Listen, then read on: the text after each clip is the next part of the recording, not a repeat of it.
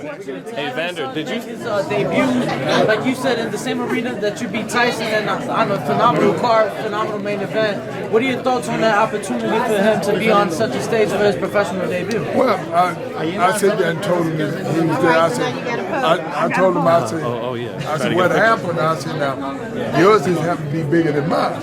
Because I said, I fought Madison Square Garden, they had all the Olympians and all that. I said, so a lot of people hollering at us. I said, you got me on this one. The fact is, Picture. Oh, yeah.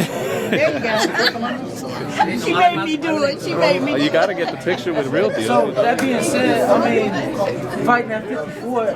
He looks good size. Were you with him at all in camp? I know you said that you try not to train. You got other things going on. Well, you know, the thing is, for my kids, I told them, I said, why do you think I'm successful? Did nobody get it right?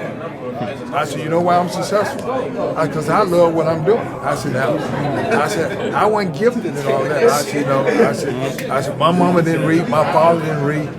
But two things they did, they outworked everybody. They hard workers.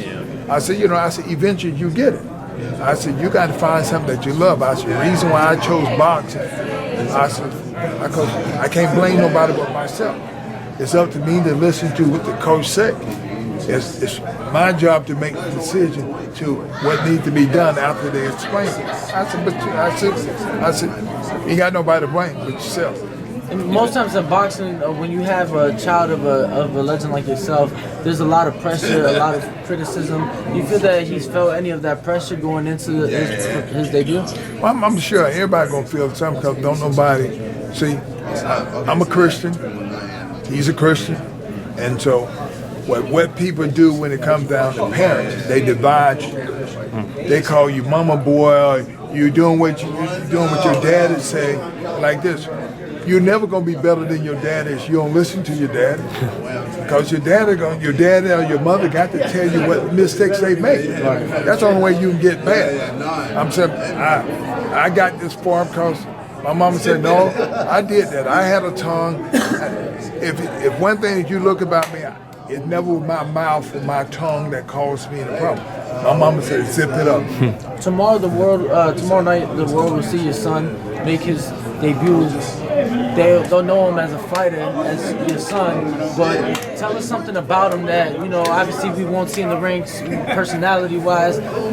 Just something special about your son that you'd like, everybody out there to know about. Well, everybody's son is special to the parents. Right. That's it. Right. And that's you need to say no more because the fact of the matter is that, hold on. So, the thing is that I got to do it. You see what I'm saying? And Evander, did you see the weigh-in just now? Kovalev missing that quarter pound? Well, yeah. But it happens. It happened. You know what?